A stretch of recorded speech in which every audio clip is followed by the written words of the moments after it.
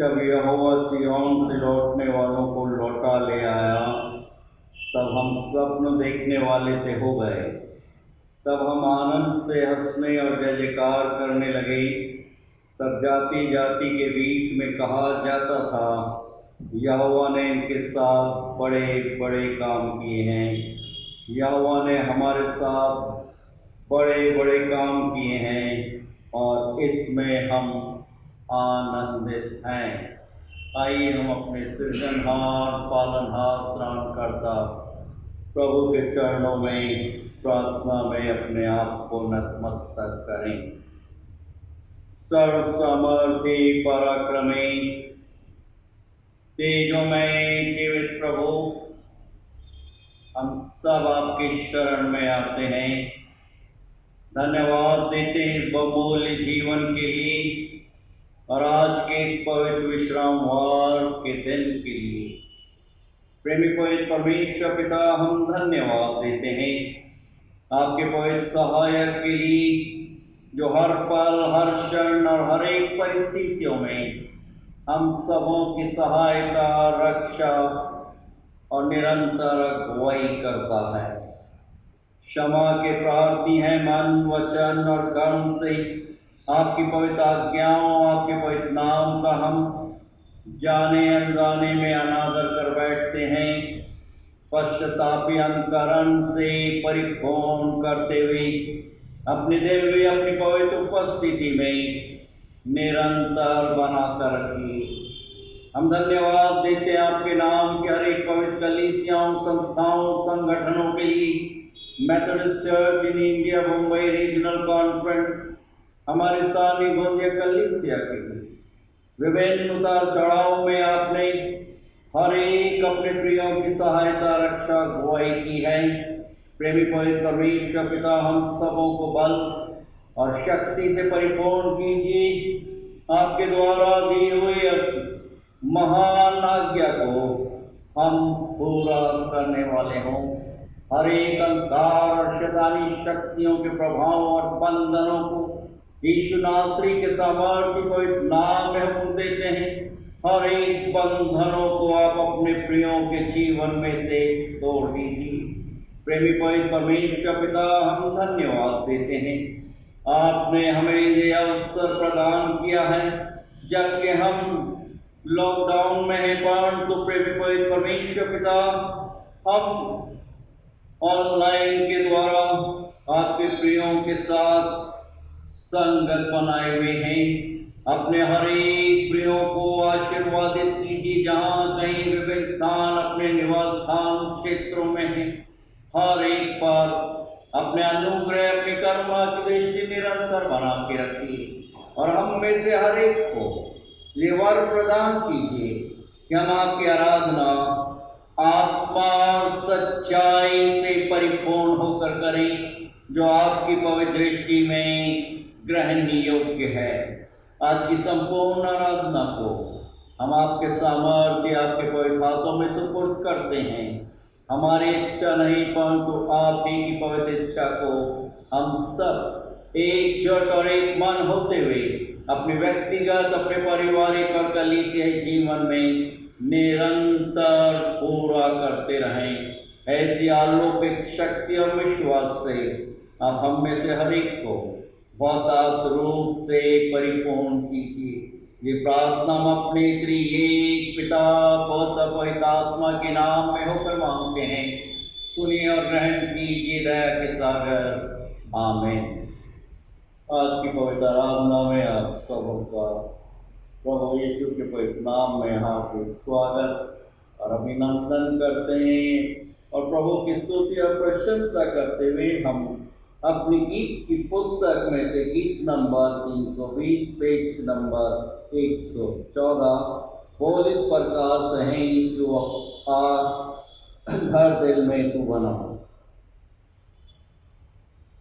यीशु आ घर दिल में तू बना, दिल मेरा सूना तेरे बिना। यीशु आ घर दिल में तू बना, दिल मेरा सूना तेरे बिना। जीवन की हालत पे रो पड़ो, तू ही बता यीशु क्या करूं। जीवन की हालत पे रो पड़ो, तू ही बता यीशु क्या करूं।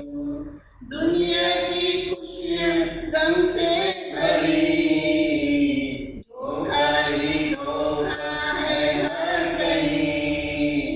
दुनिया की खुशियां गम से भरी, धोखा ही धोखा है हर कहीं। ठोकरें अब मैं न खाऊंगा, तुझमें ही आनंद मनाऊंगा। ठोकरें अब मैं न खाऊंगा, तुझमें ही आनंद मनाऊंगा। यीशु आ घर दिल में तू बना, दिल मेरा सुना तेरे बिना। बेचैन दिल की पुकार है, तुझ में ये जीवन बेकार है। बेचैन दिल की पुकार है, तुझ में ये जीवन बेकार है। तुझ में प्रभु मुझको नाज है, तुझ में तो प्यार ही प्यार है। तुझ में प्रभु मुझको नाज है, तुझ में तो प्यार ही प्यार है। तुम बिन भलाई मेरी नहीं, यीशु तेरे जैसा कोई नहीं। तुम बिन भलाई मेरी नहीं, यीशु तेरे जैसा कोई नहीं। यीशु दिल में तू बना, दिल मेरा सुना तेरे बिना। यीशु दिल में तू बना, दिल मेरा सुना तेरे बिना। आइए समय प्रभु का धन्यवाद करते हुए और अपने विश्वास का प्रकटीकरण करते हुए हम सब मिलकर प्रेतों के विश्वास को साथ साथ बोलेंगे।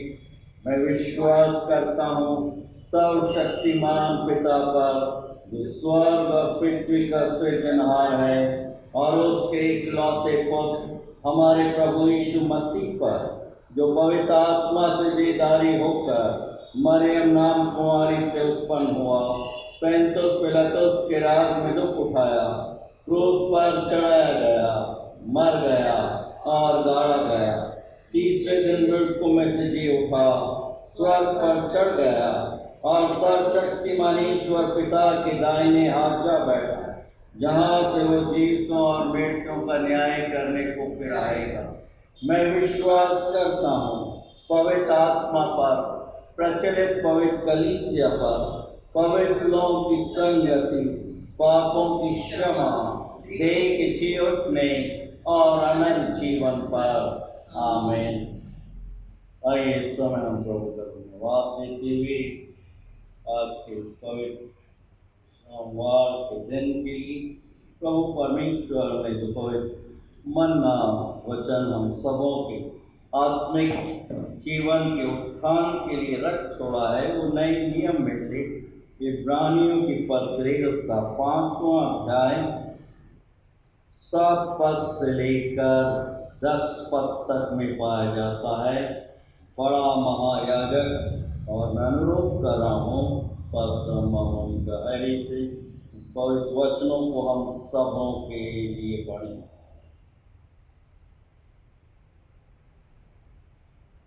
आज का धर्मशास्त्र मनन पाठ जो हमारी शिक्षा के लिए है वो हमें मिलता है इब्रानियों का 5वां अध्याय 7वें वचन से लेकर 10वें वचन तक, जो इस प्रकार से है।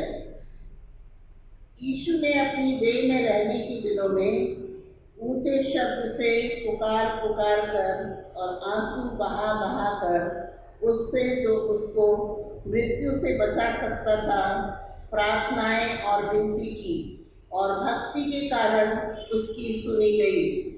पुत्र होने पर भी उसने दुख उठा उठा कर आज्ञा माननी सीखी और सिद्ध बनकर अपने सब आज्ञा मानने वालों के लिए सदा काल के उद्धार का कारण हो गया और उसे परमेश्वर की ओर से मल्कीसिदक की रीति पर महायाजक का पद मिला। प्रभु परमेश्वर अपने जीवित वचन के पढ़े जाने, सुनने और समझने की शक्ति से हम सबों को परिपूर्ण करे। आमीन।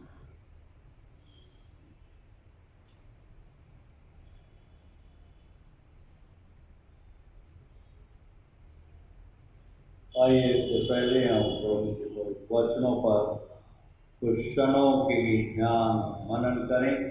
हम प्रभु से आशीष की प्रार्थना मांगें। आइए हम अपने सिर प्रार्थना में झुकाएं। सर्वसमर्थी पराक्रमी तेजोमय जीवित प्रभु, धन्यवाद देते हैं आज के पवित्र दिन के लिए और इस बहुमूल्य जीवन के लिए।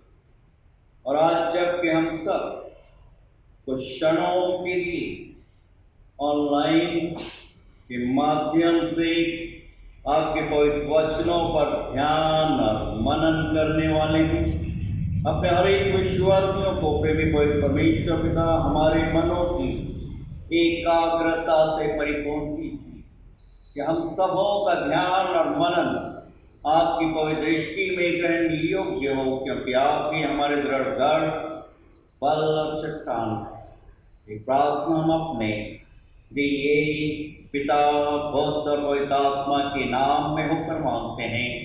सुनिए और ग्रहण कीजिए दया के सागर। आमीन। इब्रानियों की पत्री उसका 5वां अध्याय 7 पद से लेकर 10 पद तक पवित्र वचन हमारे समक्ष पढ़ा गया, दर्शा रहा है, प्रकट कर रहा है कि प्रभु यीशु हमारा बड़ा महायाजक है। मैं कुछ क्षणों के लिए आप सबों के साथ 8 और 9 पद पर ध्यान और मनन करूँगा। पुत्र होने पर भी उसने दुख उठा उठा कर आज्ञा माननी सीखी और सिद्ध बनकर अपने सब आज्ञा मानने वालों के लिए सदा काल के लिए उद्धार का कारण हो गया और उसे परमेश्वर की ओर से मेल्कीसेदक की रीति पर महायाजक का पद मिला। न्यू इंटरनेशनल वर्जन अंग्रेजी में इस प्रकार से है, Though he was a son, he learned obedience from what he suffered, and once made perfect, he became the source of eternal salvation for all who obey him, and he was designated by God to be high priest in the order of Melchizedek. प्रभु यीशु के पवित्र नाम में आज की online आराधना सभा में आपका हार्दिक स्वागत और अभिनंदन करता हूँ। प्रियों, आज्ञा पालन का शाब्दिक अर्थ है निर्देशों को मानना या पालन करना। यहाँ पर हम देख रहे हैं 8 और 9 पद में प्रभु यीशु के बाबत यहाँ पर वर्णन देख रहे हैं। पुत्र होने पर भी उसने दुख उठा उठाकर आज्ञा मानना सीखी और सिद्ध बनकर अपने सब आज्ञा मानने वालों के लिए सदा काल के लिए उद्धार का कारण हो गया।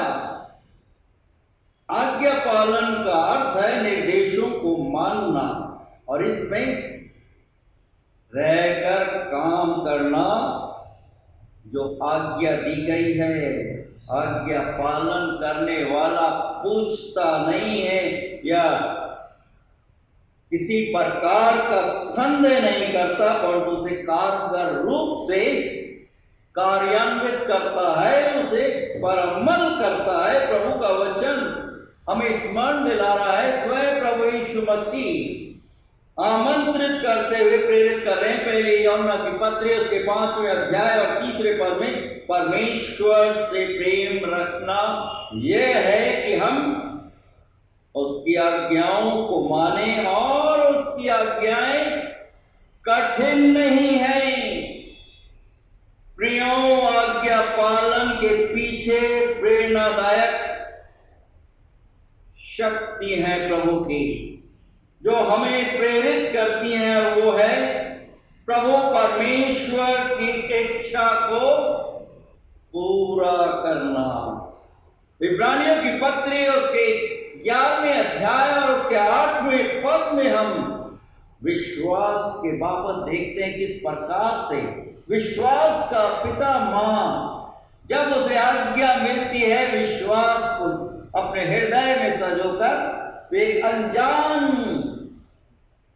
देश की तरफ अपने कदम बढ़ा लेता है। आज्ञा पालन में सिर्फ विश्वास नहीं, परंतु एक आशा भी है। पहले यूहन्ना की पत्री उसके 3 अध्याय और 3 पद में हम देख रहे हैं, और जो कोई उस पर आशा रखता है, जो कोई उस पर प्रभु पर आशा रखता है, वो अपने आप को वैसा ही पवित्र करता है जैसा वो पवित्र है। वचन के आईने में हम प्रभु के योद्धाओं को, विश्वासी गणों को देख रहे हैं किस प्रकार से आशा सजोए हुए थे। विश्वास के योद्धा इब्राहिम और यूसुफ और दानियल प्रभु को अपने व्यक्तिगत जीवन में जानते थे, उसकी सामर्थ्य दिशा निर्देश प्राप्त करते थे। विश्वास था, आशा थी, और साथ ही साथ हम देखते हैं कि उनके हृदय में प्रभु के प्रति प्रेम था। ये सच्चाई को प्रभु यीशु हमारे समक्ष रख रहे हैं। यूहन्ना उसके 14 अध्याय और 15 पद में, यदि तुम मुझसे प्रेम रखते हो तो मेरी आज्ञाओं को मानोगे। प्रभु यीशु के 12 शिष्य थे, एक शिष्य विश्वासघाती निकला, प्रभु को छोड़कर चला गया, परंतु 11 शिष्यगण प्रभु से अतः रूप से प्रेम करते थे, प्रभु पर विश्वास रखते थे, प्रभु पर आशा थी, और इस प्रेम के ही कारण उन्होंने संसार में उथल पुथल मचा। एक छोटे से समूह में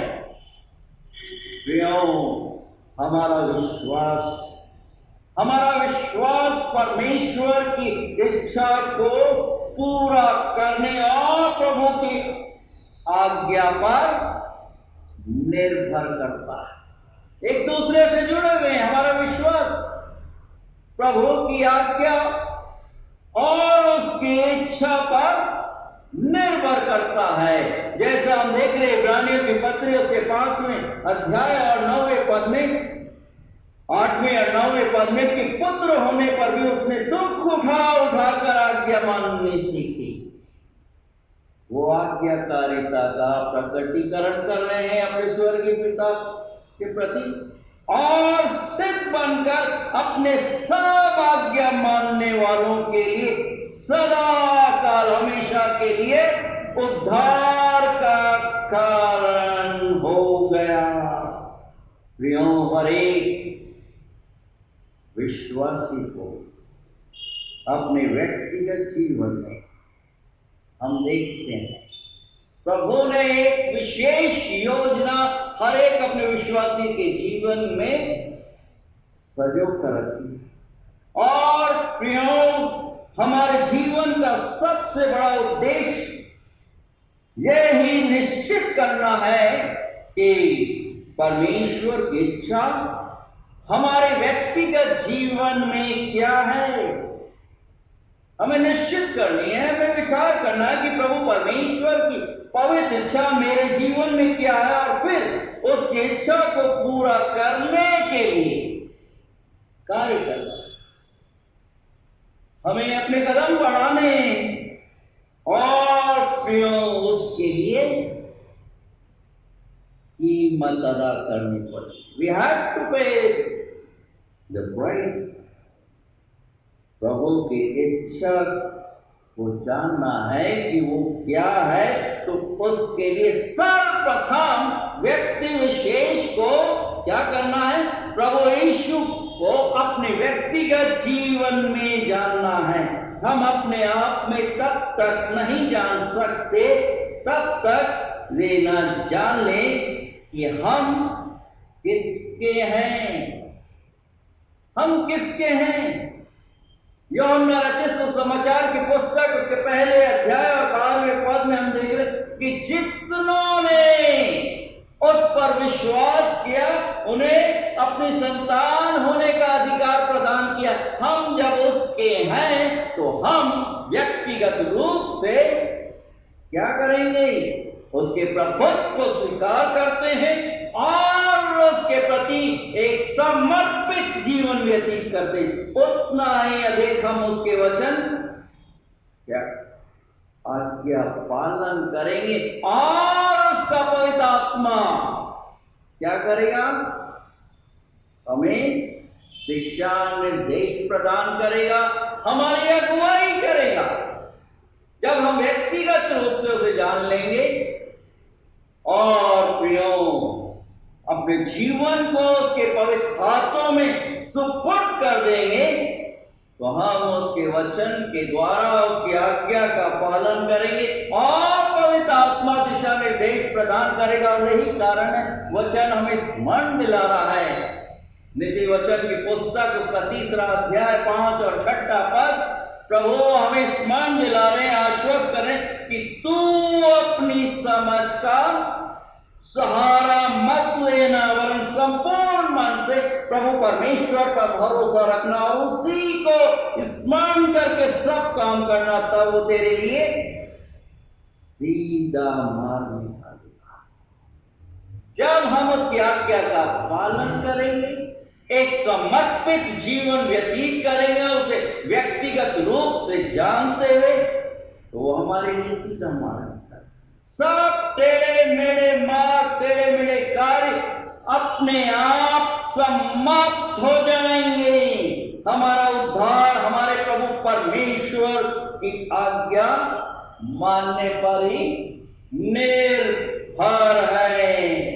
देख सच्चाई यहाँ पर हम वचन में देख रहे इब्रानियों की पत्री उसके 5वें अध्याय और 9वें पद में, और अपने सब आज्ञा मानने वालों के लिए सदा काल के लिए उद्धार का कारण हो गया। आज हर एक व्यक्ति विशेष को अपने व्यक्तिगत जीवन में प्रभु यीशु जो कि हमारे उद्धार करता है, उनके पद चिन्हों पर, उनके पवित्र वचनों पर अपने व्यक्तिगत जीवन में चलना, उस पर अनुसरण करना नितांत आवश्यक है।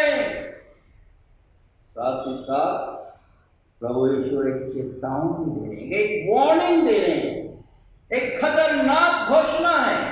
मत्ती रचित सुसमाचार की पुस्तक उसके 7वें अध्याय और 21 पद में, 21 पद से लेकर 23 पद हमें स्मरण दिला रहा है कि जो मुझसे हे प्रभु कहता है, उनमें से हर एक स्वर्ग के राज में प्रवेश न करेगा, परंतु वही जो मेरे स्वर्गीय पिता की इच्छा पर चलता है।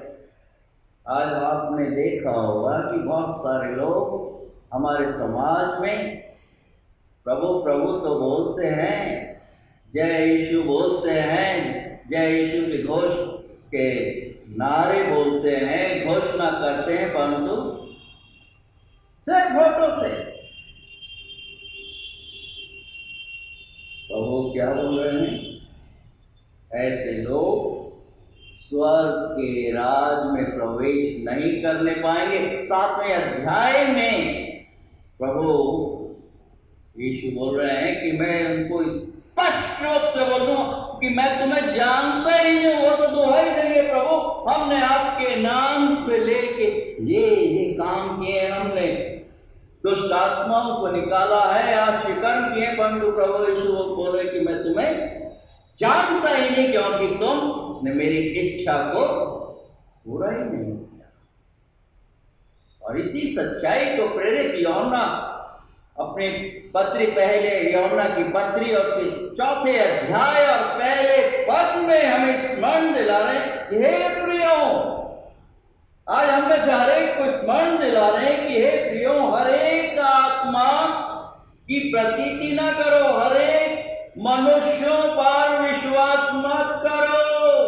आज आपने सुना होगा, देखा होगा, अनुभव किया होगा कि झोला छाप भी डॉक्टर हैं इस संसार में, इसी प्रकार से झोला छाप प्रचारक भी हैं जो हे प्रभु जय यीशु क्या क्या घोषणा करते हैं, बोलते हैं। प्रभु वचन के द्वारा हमें ताकीद कर रहे, सतर्क करें, हे प्रियो, हर एक आत्मा की प्रतीति ना करो, वरन आत्माओं को परखो, उनको जांचो कि वे परमेश्वर की ओर से हैं भी या नहीं। आज हम जबकि इन 40 दिनों के उपवास प्रार्थना सभाओं में प्रभु के साथ आपसी संगत बनाए हुए हैं, प्रभु हमसे कामना, प्रबल इच्छा रखते हैं कि हम विश्वास, आशा और प्रेम के साथ व्यक्तिगत रूप से प्रभु से संबंध स्थापित कर लें। और इसी सच्चाई को प्रभु ईश्वर हमारे समक्ष रख रहे हैं। लूका के 11 अध्याय और 28 पद में धन्य हैं वे जो परमेश्वर के वचन सुनते हैं और मानते हैं। आप सब धन्य हैं जो ऑनलाइन यूट्यूब के मार्फत प्रभु परमेश्वर के वचनों पर कुछ क्षणों के लिए ध्यान और मनन करें। प्रभु यीशु बोले कि धन्य है वे जो वचन को सुनते और मानते हैं। और साथ ही साथ इब्रानियों की पत्री में उसके 10वें अध्याय और 25 पद में एक और चेतावनी प्रभु हमारे समक्ष रख रहे हैं कि एक दूसरे के साथ इकट्ठा होना ना छोड़ें, जैसे कितनों की रीति है, पर एक दूसरे को समझाते रहो और ज्यों-ज्यों उस दिन को निकट आते देखो त्यों-त्यों और भी अधिक क्या करो। हम प्रभु का धन्यवाद देते हैं। पिछले माह फरवरी 2021 हम प्रभु की वंदना, प्रभु की स्तुति, आराधना उसके मंदिर में कर सके। अचानक से मार्च महीने में फिर से लॉकडाउन हो गया। हमने सोचा भी एक और महामारी आ रही, एक के बाद एक महामारियां आ रही। क्यों? क्योंकि मनुष्य तो परमेश्वर से दूर जा, मुंह से तो बोल रहा है परंतु हृदय से, मन से प्रभु की आराधना, प्रभु की वंदना नहीं कर रहा। जबकि प्रभु बोल रहे हैं कि वो समय आ पहुंचा है कि उसके लोग उसकी आराधना आत्मा और सच्चाई से परिपूर्ण होकर करेंगे। और यहां पर वचन में देख रहे हैं इब्रानियों के 10वें अध्याय और 21 पद में जीते परमेश्वर के हाथों में पड़ना आया ना। वचन के आईने में हम देख रहे हैं इतिहास दोहरा रहा है कि एली के समय में किस प्रकार से प्रभु के लोग आपस में संगत कर रहे थे और प्रभु की आज्ञा का पालन उन्होंने नहीं किया और पालन छपकते पूरा एक परिवार समाप्त हो गया। शाऊल राजा प्रभु परमेश्वर को जानता था, परंतु प्रभु की सामर्थ को नहीं, प्रभु की इच्छा पर नहीं चला, उस पर विश्वास नहीं किया, जादू टोना टोपकों की तरफ चला। सब नए नियम में प्रेरितों के काम की पुस्तक उसके 5वें अध्याय में हम हनन्याह और सफीरा को देख रहे हैं कि प्रभु की कलीसिया में हैं और क्या कर रहे हैं? छाम बोल रहे हैं। पत्रस पूछ रहा है कि तुम इतनी ही, तुम्हें जो भेंट लेकर आए क्या इतनी? हनन्याह बोला हाँ इतनी है। और प्रभु उसका दास पतरस बोला, तुम क्यों झूठ बोलते, तुम प्रभु से झूठ क्यों बोलते? और देखते ही देखते हनन्याह के प्राण समाप्त हो गए, मर गया वो। और उसके बाद उसकी पत्नी सफेरा भी आई। फिर पतरस पूछ रहा, दोनों ने एक में काम कर लिया। यहाँ पूछ रहा पतरस, क्या इतने में ही तुमने बेची और इतना ही लाके दे रहे हो? बोला, हाँ इतना ही। और देखते ही देखते वो द्वार पर थे जो गाड़ने वाले हनन्याह के शव को लेकर, अर्थी को लेकर गए थे, वो भी वहीं पर मर गई। और हम देख रहे हैं 5वें अध्याय और 11 पद में पेतुल काम की पुस्तक की कलीसिया में भय छा गया। आज प्रभु का भय नहीं है, इसलिए लोग प्रभु से दूर भाग रहे हैं, दूर जा रहे हैं दिन प्रतिदिन। प्रभु यीशु बोल रहे हैं यूहन्ना रचित सुसमाचार की पुस्तक उसके 3 अध्याय और 36 पद में, जो पुत्र पर विश्वास करता है, जो प्रभु यीशु जी पर विश्वास करता है, अनंत जीवन उसका है। यूहन्ना उसका 3 अध्याय 36 पद। परंतु जो पुत्र को नहीं मानता वो जीवन को नहीं देखेगा, परंतु परमेश्वर का क्रोध को आमंत्रित करेगा। आज हमें प्रभु यीशु पर विश्वास करना है ताकि हम अनंत जीवन के वारिस और हकदार बन जाएं, जिसके लिए प्रभु यीशु ने एक भयानक कीमत अदा की, सलीबी मौत, कोड़े खाना, पवित्र लहू बहाना, सर से लेकर पांव तक रक्त रंजित हो गए मेरे और आपके, कि हम उसके हो जाए, हम उसके बेटे और बेटियां बन जाए, उससे व्यक्तिगत रूप से संबंध बना लें। और इसी सच्चाई को एक परिवर्तित मनुष्य पौलुस प्रेरित क्या कर रहे हैं, गलातियों की पत्री में, जहां पर बहुत कलीसिया में गुटबाजी थी, लड़ाई झगड़े थे, उनको क्या बोल रहे हैं, पहले अध्याय उसके 6 पद से लेके 9 पद में कोई दूसरा समाचार नहीं है।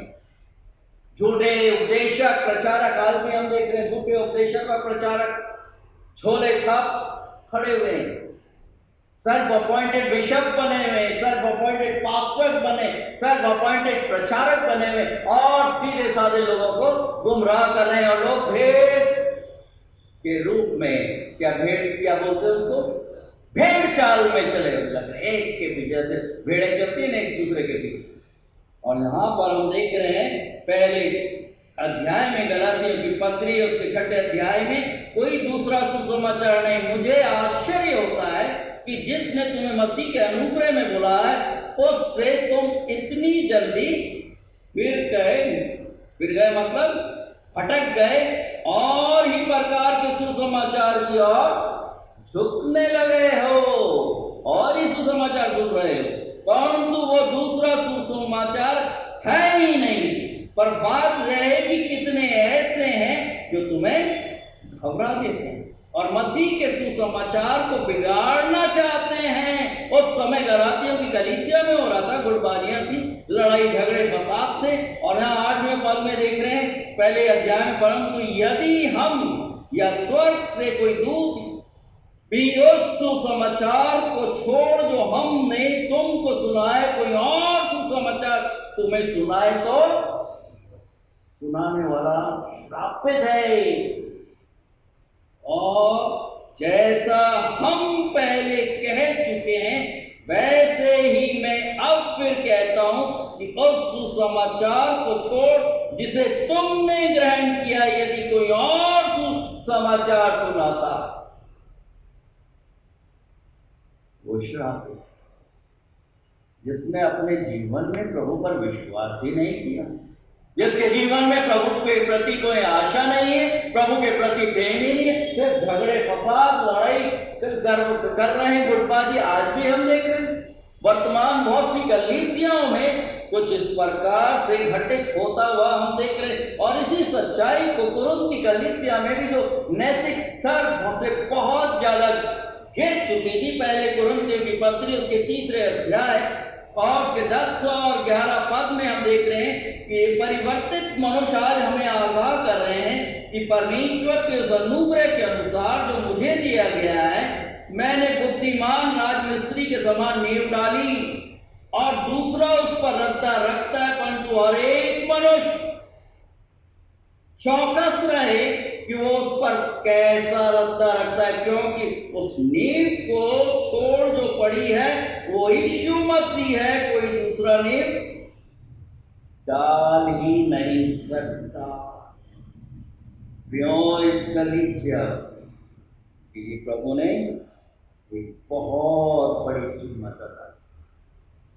ये कलीसिया प्रभु की दुल्हन है और इसीलिए कौन पौलुस प्रेरित बोल रहे हैं कि तुम परमेश्वर का मंदिर और इसमें मेरा आत्मा रहता है और जो कोई इसको नष्ट करेगा मैं उसे नष्ट कर दूंगा।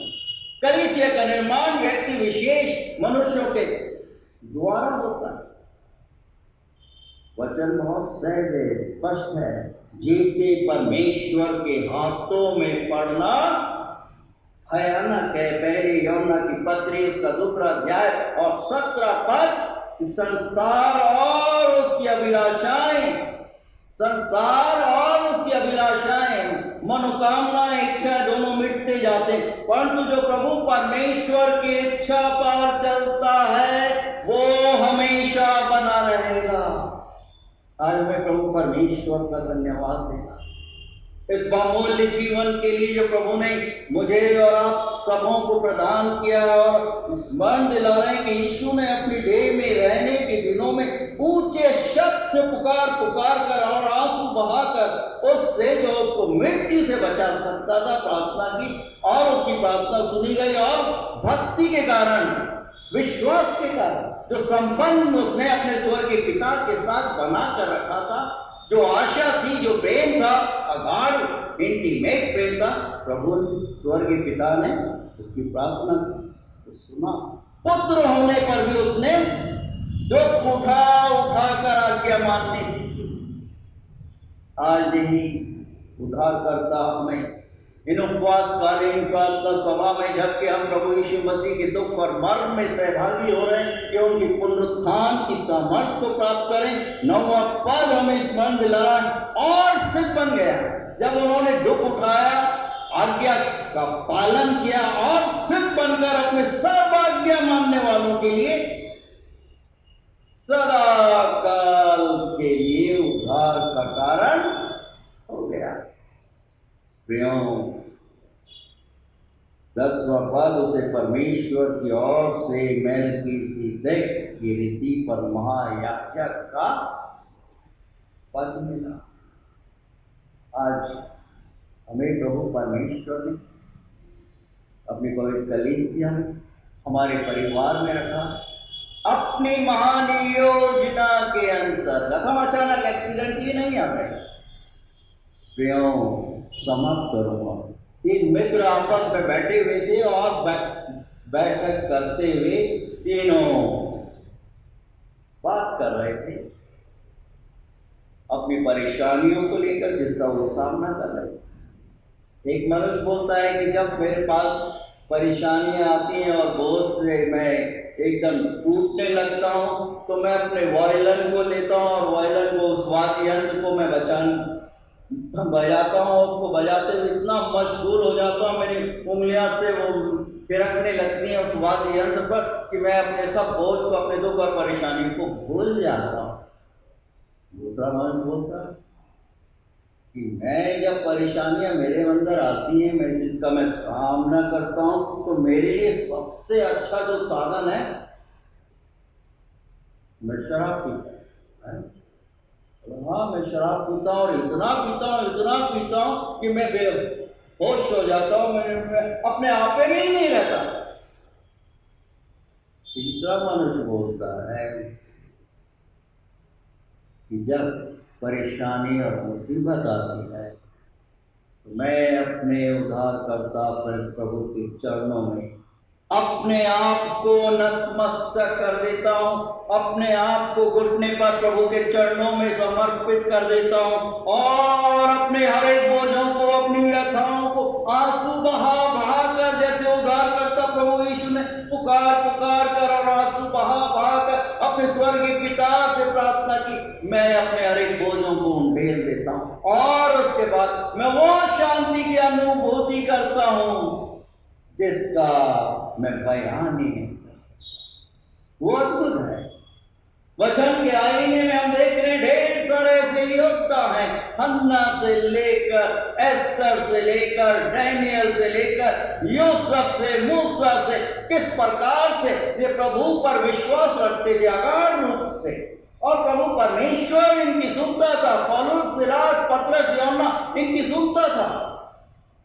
और हमारे देश में प्रेम दक्षिण भारत में सुसमाचार प्रचार के कार्य, महान कार्य को पूरा करने के लिए थोमा जब आए दक्षिण भारत में, वहाँ की भाषा को सीखा, प्रचार किया और प्रियो प्रभु की आज्ञा, 8वां पद है कि पुत्र होने पर भी उसने दुख उठाकर आज्ञा माननी सीखी और सिद्ध बनकर अपने सब आज्ञा मानने वालों के लिए सदा काल के लिए, हमेशा के लिए उद्धार का कारण बन गया।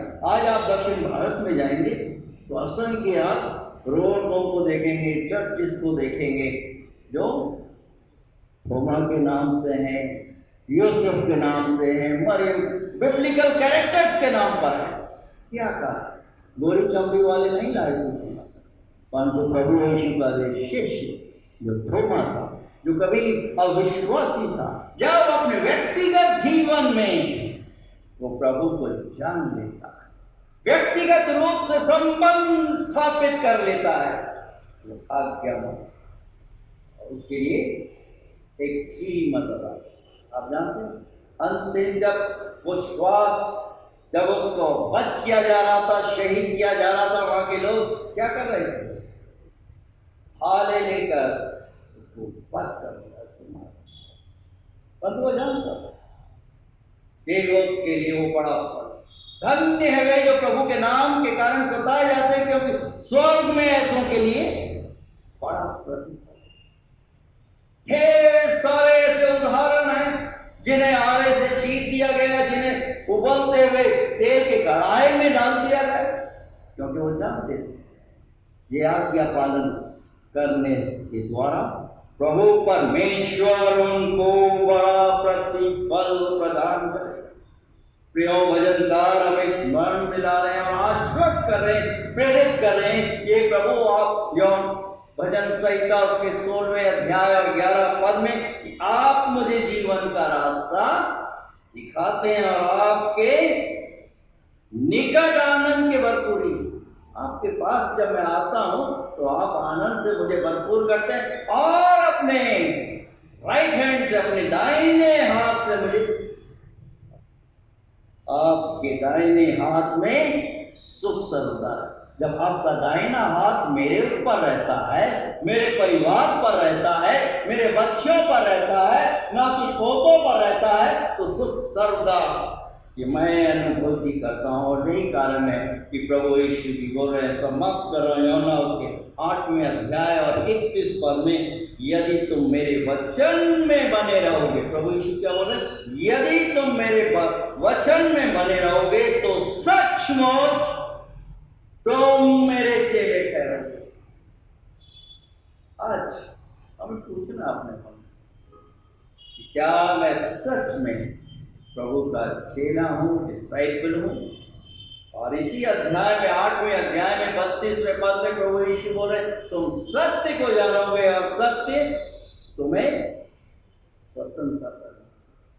प्रभु हम में से हर एक को प्रेरित करे कि प्रभु यीशु जी मार्ग, सत्य और जीवन बनकर प्रकट हुए, अपने अलौकिक ज्योति को, प्रकाश को इस अशांत संसार में जबकि मैं और आप जीवन व्यतीत कर रहे हैं, अपने दिव्य सामर्थ्य से, अपने पवित्र सहायक के द्वारा हमें दिशा निर्देश प्रदान करें कि हम उसकी पवित्र इच्छा को अपने व्यक्तिगत, अपने पारिवारिक और कलीसियाई जीवन में पूरा करने वाले। आइए हम अपने से प्रार्थना में। सर्व सामर्थ्य पराक्रमी अति तेजोमय जीवित प्रभु, हम आपकी शरण में आते हैं। हम आपका धन्यवाद देते हैं आपके पवित्र वचनों के लिए। निस्संदेह हमारे पाँव के लिए दीपक और मार्ग के लिए उजियाला हमारी सहायता कीजिए कि हम आपके पवित्र वचनों को थाम कर रखें, आपकी आज्ञाओं का पालन करें। प्रेमी पवित्र परमेश्वर पिता, आपने हमें स्वतंत्रता प्रदान की है कि हम अपनी इच्छा के अनुरूप जीवन व्यतीत न करें, परंतु आपकी इच्छा के अनुरूप इस जीवन को आपके पवित्र हाथों में सुपुर्द कर दें। धन्यवाद देते इस बहुमूल्य जीवन के, इस स्वतंत्रता के, आपके पवित्र वचनों के, आपके पवित्र सहायक के, जो हर पल, हर क्षण और हर एक परिस्थितियों में हम सबको दिशा निर्देश प्रदान करता है। धन्यवाद देते हैं। मैं तो इंडिया, हमारे मुंबई कॉन्फ्रेंस के लिए, हमारी स्थानीय दुनिया कलीसिया, हर एक परिवारों को प्रेरित, जागृत, हर जन अपने व्यक्तिगत जीवन में आपको अपने प्रभु, अपने उद्धारकर्ता के रूप में जानते हुए, आपकी पवित्र आज्ञाओं का पालन करते हुए आपकी निकटता में निरंतर इन अंतिम और कठिन दिनों में हर एक घटना क्रम हमें स्मरण में ला रहे हैं कि आपका आगमन बहुत निकट आ पहुंचा है और अतिशीघ्र आने वाला उस पवित्र, महान और भयानक दिन के लिए आप हम सबों को तैयार कीजिए। प्रेमी पवित्र परमेश्वर पिता, इस समय प्रार्थना मांगते हैं, कोविड-19 पैंडेमिक का दूसरा फेज हमारे देश में आ पहुंचा और विशेष रूप से महाराष्ट्र प्रांत में, और जिस प्रकार से हम देख रहे हैं हजारों की तादाद में लोग संक्रमित हो रहे हैं, वैक्सीन आने के उपरांत भी प्रेमी पवित्र परमेश्वर पिता, दया हमारे घनेरे अपराधों को, पापों को क्षमा कीजिए जो हम जाने अनजाने में कर बैठते हैं। पश्चातापी अंतरंग से परिपूर्ण कीजिए कि हम आपके दिव्य, आपकी पवित्र उपस्थिति में निरंतर बने रहें। हमारे medical doctors, team, nurses, compounder, ward boy, सफाई कर्मचारी, हर एक की सहायता, रक्षा कीजिए। हम धन्यवाद देते हैं प्रेमी पवित्र परमेश्वर पिता, हमारे शासन, हमारे पुलिस डिपार्टमेंट के, जो व्यवस्था को, लॉ और ऑर्डर को नियंत्रित करते हैं। आप उनकी भी सहायता, उनकी भी रक्षा, उनकी भी अगुवाई कीजिए। प्रेमी पवित्र परमेश्वर पिता, हम प्रार्थना मांगते हैं, पिछले महीनों से 3 माह से भी ज्यादा अवधि यह अंतराल में हमारे किसान भाई और बहन आंदोलन कर रहे हैं। आप उनके आंदोलन में उन्हें सफलता प्रदान की। आप ही की तरफ से अन्नदाता के रूप में आपने उन्हें इस पृथ्वी पर रखा, आप उन्हें सफलता प्रदान की। हर एक बाधाओं को, हर एक रुकावटों को उनके जीवन में से पार कीजिए। हम धन्यवाद देते हैं प्रेमी पवित्र परमेश्वर पिता, हमारे ऑनलाइन आराधना के रिकॉर्डिंग टीम के लिए, भाई नितिन मेहमान के लिए, उनके प्रेमी पवित्र परमेश्वर पिता परिश्रम के लिए, उनके समर्पण के लिए, जिसके द्वारा प्रेमी पवित्र परमेश्वर पिता हम आपके वचनों को अपने निवास स्थान पर, अपने कार्य क्षेत्रों में, दूसरे शहर, नगरों, गांव में सुन सकते हैं। प्रेमी पवित्र परमेश्वर पिता अपने बेटे बेटी इस घराने को विशेष रूप से आशीर्वादित कीजिए। एंकल विनायक की प्रार्थना मांगते हैं, आंटी अनसुया यादव, संपूर्ण यादव घराने, इनके स्वास्थ्य के लिए प्रार्थना मांगते हैं। इस वृद्धावस्था में आपने इन्हें संभाल कर रखा है, आने वाले दिनों में भी आप इनका सहायक, इनका मददगार करें। अपने दास और दासी को आपने संभाला है। प्रेमी पवित्र परमेश्वर पिता, आने वाले दिनों में भी आप हम सबों का सहायक, हम सबों का मददगार बनिए कि हम अपनी इच्छा नहीं, परंतु आप ही की दिव्य, आप ही की पराक्रमी और पवित्र इच्छा को इन अंतिम और कठिन दिनों में आपसे बल और शक्ति प्राप्त करते हुए पूरा करने वाले हैं। आपके पराक्रमी, जीवित और पवित्र नाम में होकर हम सब आपसे इस प्रकार से भी मिलना कर प्रार्थना मांगते हैं। ऐ हमारे पिता, आप जो कि स्वर्ग में हैं, आपका नाम पवित्र माना जाए, आपका राज्य आए, आपकी इच्छा जैसे स्वर्ग में पूरी होती है वैसे इस पृथ्वी पर पूरी हो। हमारे दिन प्रतिदिन की रोटी आज हमें दीजिए, और जैसे हम अपने अपराधियों को क्षमा करते हैं वैसे हमारे अपराधों को क्षमा कीजिए और हमें परीक्षा में मत डालिए, परंतु बुराई से बचाइए, क्योंकि राज, पराक्रम और महिमा सदा आपकी का है। आमीन। आइए हम आशीष वचन ग्रहण करें। और अब हमारे प्रभु परमेश्वर पिता का अनुग्रह, प्रभु यीशु जी का प्रेम और पवित्र आत्मा की सुंदर, मधुर और अलौकिक सहभागिता हम सबों के साथ और हमारे हर एक प्रियों, निकट संबंधियों के साथ, जवान बच्चों, मासूम बच्चों के साथ आज से लेकर हमेशा हमेशा और युगान युग तक निरंतर होती रहे। आमीन। यीशु की शोभा दिखाई दे, उसका अद्भुत प्यार और सत्य